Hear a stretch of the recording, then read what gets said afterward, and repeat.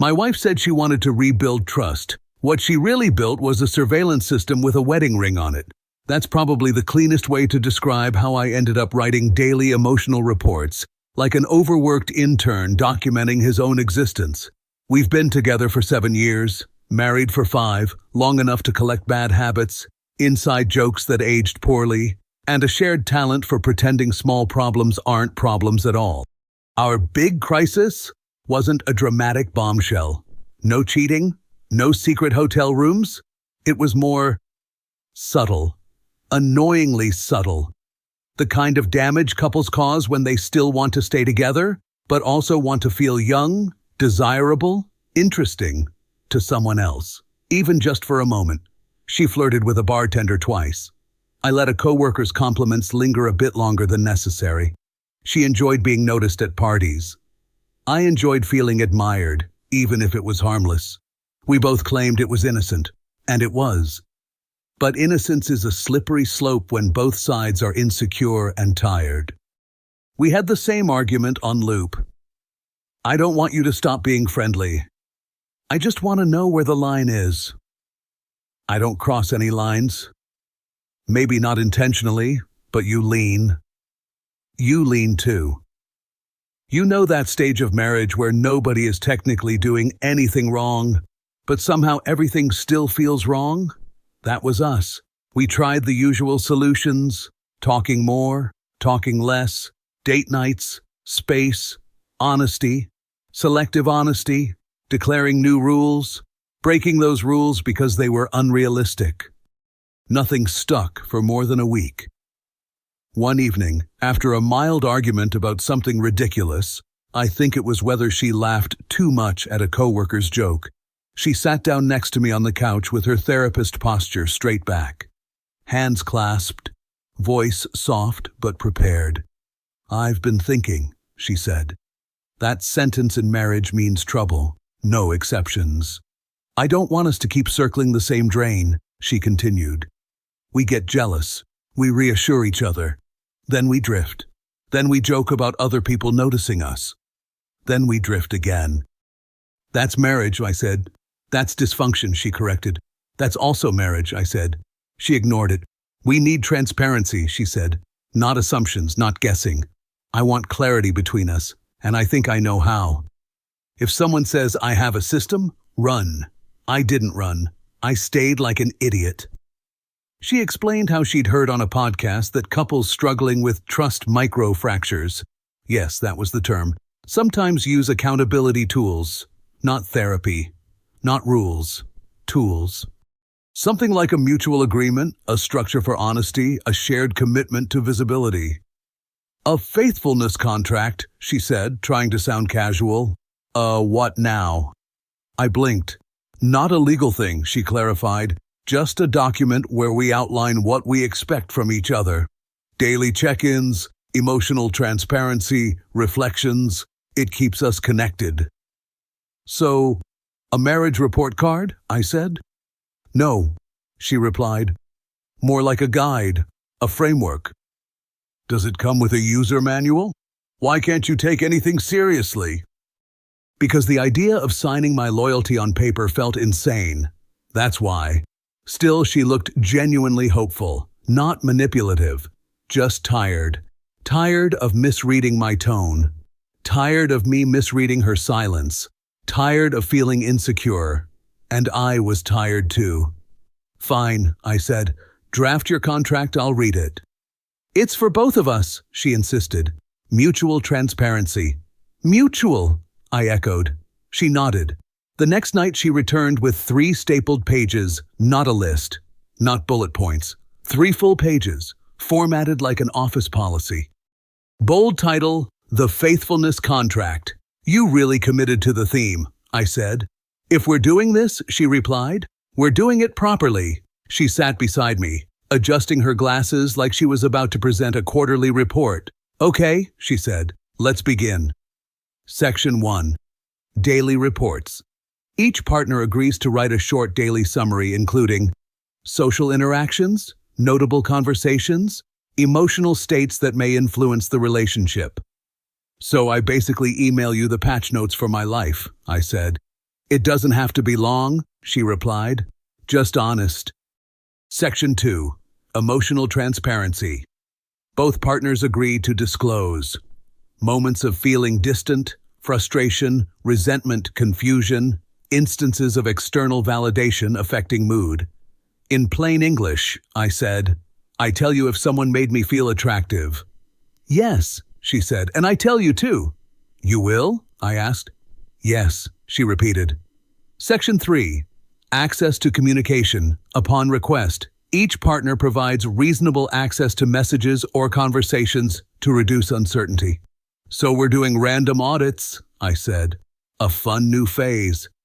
It's optional, she said, but helpful. Helpful for who? For us. That us was already shrinking. Section 4. Weekly reflection. Once a week, each partner writes a reflection on emotional closeness, conflicts, and boundary concerns. So now we have homework, I said. Should we also get grades? Please don't mock this, she said, her voice tightening. I looked at her. She'd clearly spent hours on this thing. Typed it, formatted it, underlined parts. I softened. Okay, I said. I'm listening. At the bottom of the last page, she had already signed her name. Under it, for mutual trust and healing. She passed me the pen. I signed, then added beneath it, for scientific observation of one exhausted husband. She read it with a sigh, but something in her face relaxed. You're impossible, she said. But cooperative, I said. She almost smiled. That night I stared at the ceiling and thought, if trust needs this many instructions, maybe we've already lost the simple version of it. But I told myself we could fix it. We both still cared. We both still wanted this marriage to work. Daily notes sounded easy enough. The first week of daily reports felt almost harmless. A little weird, a little awkward, like we were playing a grown-up version of show and tell, but manageable. My first report said, had coffee with Sarah from accounting. Talked about deadlines, worked late. Felt a little disconnected, but mostly tired. Remembered our last trip and thought we should plan something new. She read it and wrote, thanks for writing this. I appreciate it. Her own report was shorter. Yoga after work. Felt tense but better later. Chatted with a friend online about job stress. Thinking a lot about how we can improve things. I told myself her brevity was normal. She wasn't a long-winded person. But by day 6, her tone changed. Less thank you, more, why did you write it like that? And suddenly it dawned on me. We didn't build a bridge, we built a microscope, and I was the slide. Then week 2 happened. And week 2 was when the tone shifted from, we're healing, to, your paragraphs have inconsistencies.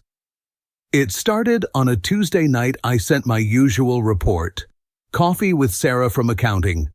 Talked about the new software update, worked on compiling monthly data, felt frustrated in the afternoon, not because of anything at home, just work traffic sucked on the way back. Came home, made pasta, watched 2 episodes of that documentary. 10 minutes later, she walked into the living room, holding her phone like a detective holding evidence. Who exactly is Sarah? Why do you drink coffee with her every morning? She asked. Sarah from accounting, I said. The one who hates spreadsheets but somehow works with spreadsheets. And why did you write her name first? Because that's the sequence of my day. Coffee in the morning, frustration in the afternoon, traffic at night, chronological order. You could have written, had coffee with a coworker. I could have written, had coffee, period. But I was being honest. She squinted at me like my honesty was the suspicious part. So, I said, are we doing the thing where we interpret punctuation now? I'm trying to understand your tone. It's bullet points. Bullet points don't have tone. If they did, I'd give them a performance review. She didn't laugh. Not great. Wednesday, I sent another report meeting with the team. Quick conversation with Mark about his upcoming trip. Lunch alone at my desk. Thought a lot about how we've been lately. Felt tired. She wrote back, tired from what? From who? From work, I texted, and from being a human being. She left that message on scene. Apparently, I needed to specify the source of my exhaustion like I was filing an insurance claim Thursday. She asked if she could add comments to my report, not verbally, inside the report, in parentheses, like edits from a demanding editor who hates joy. Felt annoyed during lunch. Why? You didn't explain? Talked with Mark? How long? Went for a walk to clear my head. From what, exactly? I stared at the edited version like it was a test I didn't study for. I told her, "You know this is starting to feel like homework." "It's just engagement," she said. "It means I care." "Engagement?" I repeated. "That's what YouTube creators want in their comment sections, not husbands." "You wanted transparency," she reminded me. "I wanted normal transparency," I said, "not CCTV footage of my emotions." She folded her arms. "This is how trust is built." "No," I said. "This is how employees quit." Friday. My report that day said, "The barista smiled at me when I ordered coffee. Pretty sure she does that to everyone." 2 minutes later, she came to me, arms crossed. "Why did you add that?" she asked. "Add what?" "The barista." "Why mention her at all?" "Because the contract said to mention moments of external validation, and she validated my caffeine order." "That's not funny." "It's a little funny." Her expression didn't move. "Fine," I said. It was a meaningless interaction. She asked if I wanted a receipt. That was the emotional climax. "You wrote it," she said, "because you wanted me to react." "Or," I said slowly, "because I'm literally following the rules." Meanwhile, her reports got shorter. Much shorter. Examples from that week. Yoga, tired, lunch with Emma Fine, feeling off. Will explain later. Stressful day, thinking, want to talk soon. The asymmetry grew louder every day, but whenever I asked, "Can you be more specific?" she always replied the same, "My days just aren't as complicated as yours," which felt like the polite version of, "Stop asking." Week 3. At some point I realized something strange. My inner thoughts had started formatting themselves as report bullet points. Annoyed at printer. Unclear if emotional significance. Saw a friendly coworker. Must specify if eye contact lasted more than 1 second. Felt confused. Source of confusion, undetermined, will expand later. It was like living inside a document. I'd be in the supermarket thinking, if the cashier jokes about coupons, is that an interaction I report?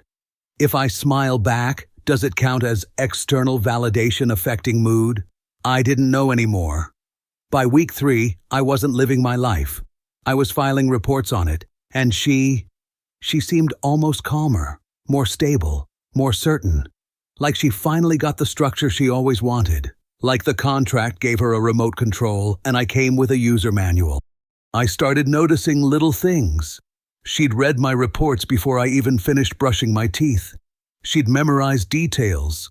She'd remind me of something I forgot to mention.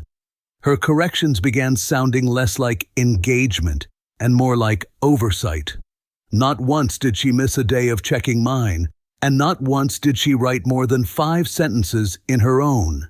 The imbalance was starting to feel less accidental and more intentional. It happened on a quiet Sunday. She was reviewing my report, literally reviewing it, like an editor cutting my scenes for clarity. She circled a line with her finger. "You said you felt distant in the afternoon?" she said. "What triggered it?" "I don't know," I said. "Just a feeling." "Feelings come from somewhere." "Sometimes they come from having feelings," I said. She didn't blink. "I need more detail." "You need an autobiography," I said, "and you're being defensive." "No," I replied. "I'm being tired." "Tired from what?" she asked. And that was the moment I realized the contract was no longer a mutual tool. It was an interrogation, soft voice, calm tone, But everything I said was cross-examined. She wasn't looking for trust. She was looking for confirmation that she hadn't missed anything, and I don't cheat on her with anyone. And something inside me clicked. This wasn't working. Not for either of us. Before I could think more about it, another thought hit me. If this whole thing was supposed to be about mutual trust, then why could she write 2 sentences, while I had to write a whole novel every night? That question would be the beginning of everything that came next. The next day, it escalated in a way I didn't expect. I came home, dropped my phone on the table, and took a shower. When I came back, the phone wasn't where I left it. Moved just slightly, like someone nudged it and put it back without the exactness of a forensic expert. She was sitting on the couch reading a book, looking calm, composed, almost peaceful. And that calmness was the biggest alarm bell so far. She hadn't asked to check my phone. She didn't say a word about it. She just quietly did it and continued her evening as if it were part of our household routine. Like cleaning the dishes, or watering plants, or verifying her husband's digital footprint. That night during dinner, she asked me a question that didn't match anything in my reports. Do you ever feel like someone at work pays you too much attention? The question was too sharp to be spontaneous. Why are you asking? I said. No reason. Just thinking. Did I write something that suggested that? You said you felt a bit distant yesterday. That wasn't about anyone. It could be you just don't want to say it. Saturday was the moment everything fully clicked. I wrote my report late, around midnight. Ran errands, grocery store, laundry, watched a movie. Quiet day. She came into the room a few minutes later. You forgot something, she said. What did I forget? You talked to the cashier at the supermarket. She asked if I had a loyalty card, I said, and you didn't mention it. You want me to report loyalty card conversations now? I want honesty. That landed like a cold splash of water. Because honesty wasn't the issue. The issue was that she had started assuming that whatever I didn't include was the very thing she needed to worry about. It didn't matter how detailed or boring my reports were. She wasn't looking for information. She was looking for omissions, looking for patterns, looking for subtext, looking for a story that didn't exist. And once someone believes there's a hidden message, they'll read it even in blank pages. That was the moment I realized the contract wasn't fixing anything. It was feeding the insecurity we were supposed to heal. And the worst part? I didn't know how to bring this up without it sounding like another thing she'd add to her list of concerning behavior. By the end of that week, I wasn't afraid of breaking the contract. I was afraid of being misinterpreted by it. And that fear was the beginning of everything that followed. By the time Sunday night rolled in, I hit a point I didn't expect to reach. I was tired of answering follow-up questions about people I barely remembered interacting with. Tired of feeling like my own life was being checked for hidden subtitles. And somewhere between that mental exhaustion and another long sigh from her direction, a simple thought came to me. If this contract was supposed to be mutual, then why was I the only one living under a microscope? So I asked her the question that had been sitting in my throat for days. Can I see your report tonight? She paused. A real pause. The kind where you see a person's brain go through 12 different answers before choosing the safest one. My day wasn't interesting, she said finally. That's okay, I answered. I just want to see it. She gave a tiny laugh, the kind people use when they're both nervous and trying to appear casual. It's really not worth reading. I read all of yours, I said. She didn't even blink. That's different. How is it different? I asked. My days are simple, she said. There's nothing to write. Yours have more situations. I stared at her. Situations? You mean living like a normal adult? She shifted in her seat. I just think you should be more detailed, that's all. That sentence made my blood pressure go up by 20 points. I didn't struggle with boundaries, I said. We both were insecure. That's why we made the contract.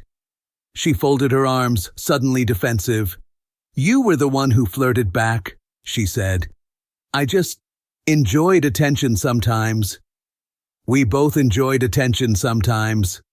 And I told you everything, she said sharply. That was the moment it clicked. Not dramatically, not like a revelation, more like a quiet puzzle piece sliding into place. She didn't believe she needed the same rules I did. In her mind, only my behavior needed monitoring. She didn't see herself as risky. She saw herself as responsible, not a suspect, a supervisor. And that's when the idea came to me. Let's make it equal, I said. Equal how? We both fill out the same report, same questions, same structure, same details. She hesitated again. I don't think that's necessary, she said. That was not the answer of someone with nothing to hide. That was the answer of someone who hates audits, only when the audit is on them. It's necessary if the contract is mutual, I replied.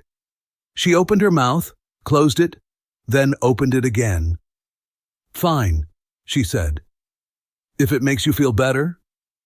It didn't make me feel better, it just made things clear. That night I quietly printed an updated version of the contract. I didn't change much, just one section. Section 7. Equal reporting. Both partners must report with equal level of detail. Both partners must answer clarifying questions. Both partners must provide context when asked, no exceptions. I slid the paper to her the next morning. You updated it? She asked. Just one small addition. She skimmed it, didn't read it fully. She never read things fully when she assumed they benefited her. Okay, she said, signing her name at the bottom like it was the most irrelevant part of her day. She handed the contract back to me and walked into the kitchen to make tea. If she'd actually looked at me in that moment, she would have realized she'd just added shackles to her own wrists. But she didn't look. The next day, I asked for her report. Now? She said. Yes. She sighed, picked up her phone, and typed something quickly. The digital equivalent of a child's homework written in the Uber on the way to school. She handed me the screen. Her report was nothing. Yoga, lunch, emails, nothing unusual. It was incredibly empty, a skeleton of a day. I looked at her. That's really all? Yes. No details? No. Who did you eat lunch with? She frowned. Why does that matter? Because lunch with someone is a social interaction. She hesitated. Emma, she said finally, you didn't write that. I forgot. You didn't forget, you skipped it. Her expression hardened. You're interrogating me. I'm following the rules you created. That's not fair. You're right, I said. It hasn't been fair for a while. She looked at me the way people look at an appliance that suddenly stops working, confused, frustrated, and personally offended. I handed her phone back gently. We'll go over it tonight, I said.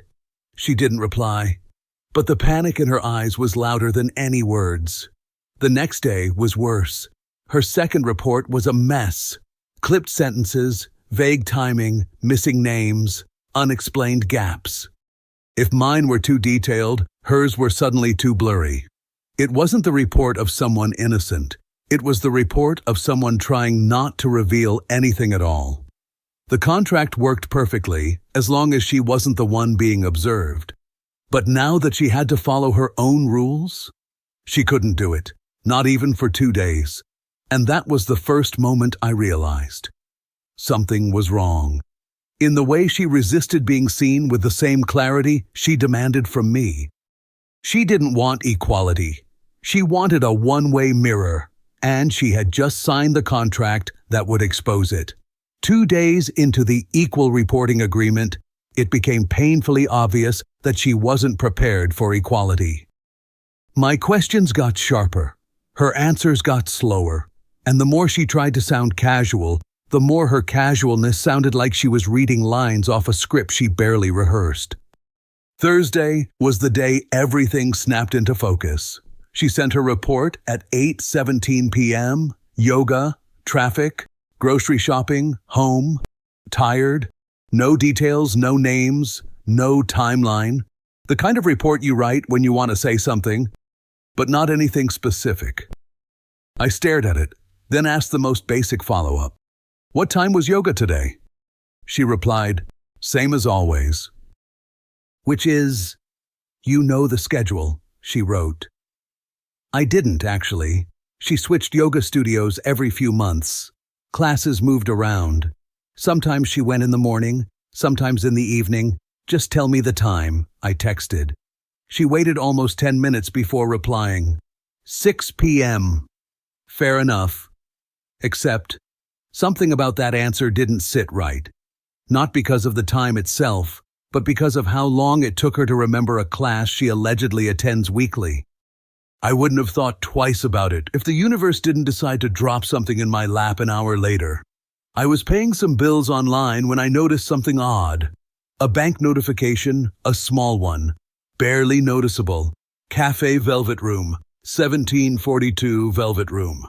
A place we used to go together, a place with dim lights, soft music, booths for two. A place very much not in the same direction as her yoga studio. 1742. 17 minutes before her 6 p.m. yoga class. I stared at the screen. At first, I didn't jump to any conclusions. I didn't think cheating, that wasn't our story. It wasn't even the kind of place where you meet someone in secret, but it was the kind of place where you go to feel noticed, seen, validated. A place where someone compliments your new hair, asks how your day was, makes you feel charming. The kind of place she used to drag me to back when we were still trying, and she didn't mention it in her report. Not a word. Not stopped for coffee. Not grabbed a snack. Not met Emma before yoga. Just nothing. I stared at the timestamp again. 1742. Not enough time to sit, order, enjoy a drink, and get to yoga by 6 p.m. Not without rushing. Not without changing outfits. Not without skipping the stretching warm-up she always insisted was essential. The numbers didn't add up. It wasn't what she did. It was the fact she hid it. And suddenly the report she sent started looking different. Not vague. Not sloppy. Strategic. Like someone who realized the system she built worked great as long as she wasn't the one being observed. I sat there for a long moment, staring at the receipt, not angry. Not shocked. Just clear. Crystal clear. She wasn't being honest. Not even close. And the irony punched me in the face. The faithfulness contract wasn't exposing me. It was exposing her.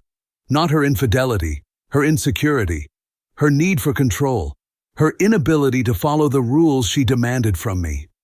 So I added one simple line to my own report that night. Today I learned something important. Trust doesn't need paperwork, but honesty does. I didn't bring it up. I didn't confront her. I didn't show her the receipt.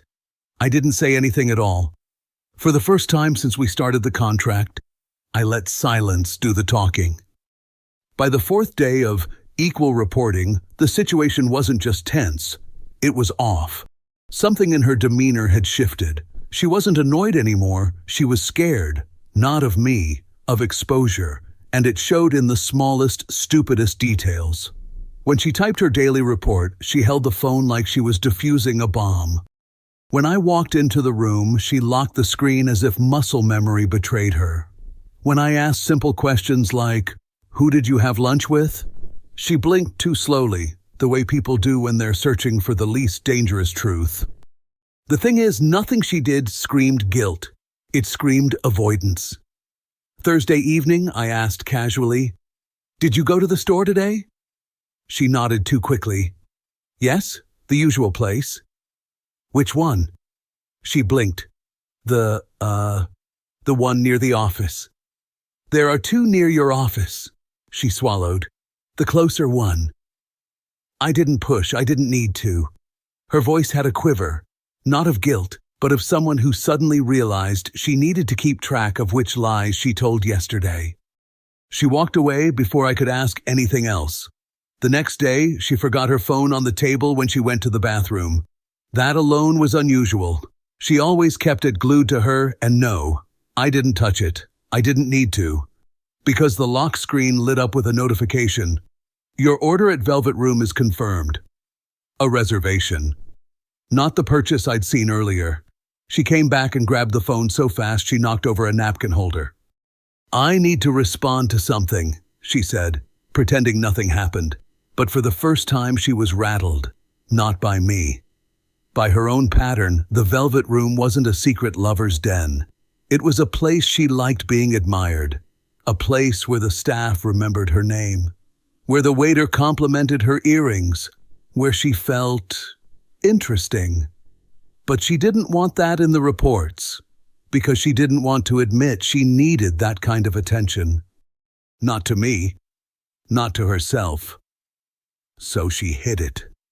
The next morning, while she was making breakfast, I asked, "Are you going to rewrite yesterday's report?" She froze mid-stir. "What? Why?" "You left out the place you went after work." She didn't turn around. "I don't have to report literally everything. But you make me do it."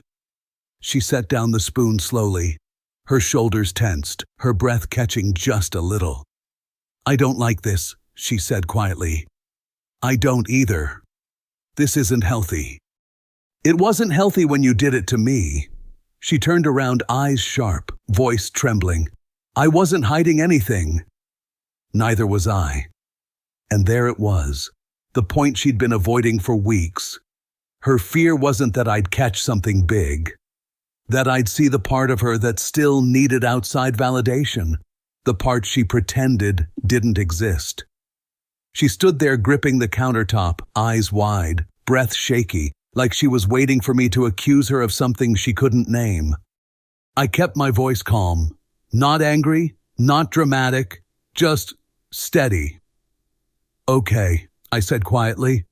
"Let's stop pretending this is about my reports." She opened her mouth, ready to argue, but I kept going. "You say you're not hiding anything. Fine. Then let's walk through this." Her jaw tightened. "First," I said, "you told me you were at yoga at 6. "I was," she snapped. "No," I said, "you weren't." She froze. "You were at Velvet Room at 5:42. That's 17 minutes before your class supposedly started. And Velvet Room isn't on the way. You'd have to go in the opposite direction." Her face drained a little. "That was just—" "I'm not done." She shut her mouth. "Second," I continued, "you didn't mention going there at all, not yesterday, not the day before, not once. You don't need to know every little thing I do," she said, raising her voice a little. "But I had to report every little thing I did?" I raised an eyebrow. "Including whether a barista smiled at me?" "That was different." "How?" I asked. She didn't answer. "And then," I said, "there was the reservation notification this morning. Another visit to Velvet Room today. You didn't mention that either." "That's none of your business." "It became my business the minute you forced me to write essays about my mood swings," I said calmly. "You made it the system, not me." Her chin trembled, just slightly.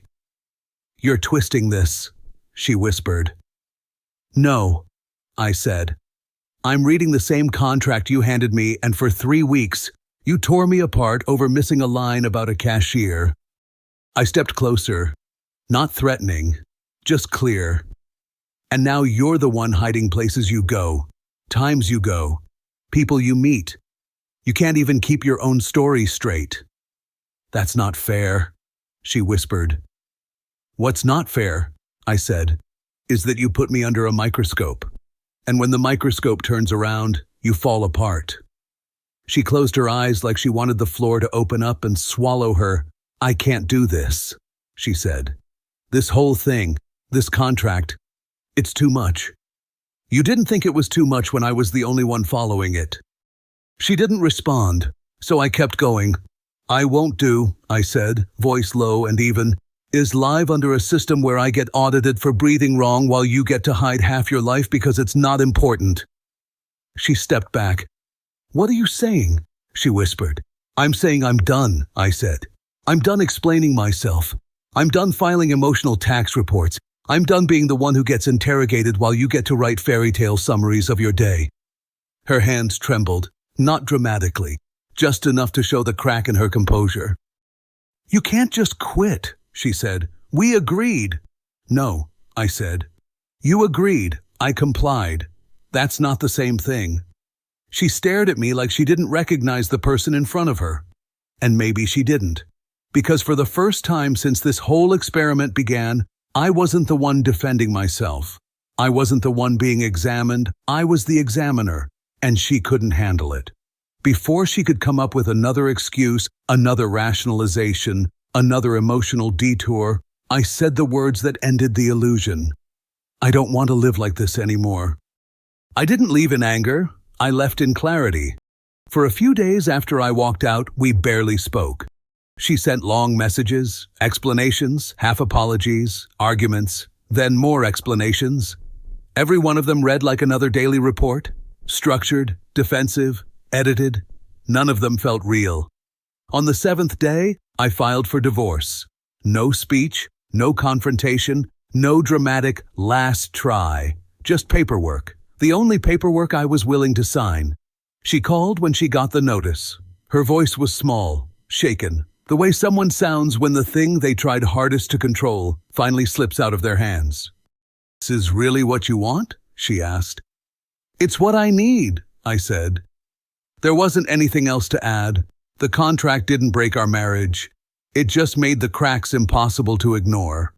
If trust requires surveillance, if honesty requires daily check-ins, if being together feels like being monitored, then it isn't a marriage. So I closed that chapter the same way I survived it, quietly, cleanly, without another report to write, and I walked away. If you felt this story hit hard, drop a like, subscribe for more, and share your thoughts in the comments. Your support keeps Steelheart beating.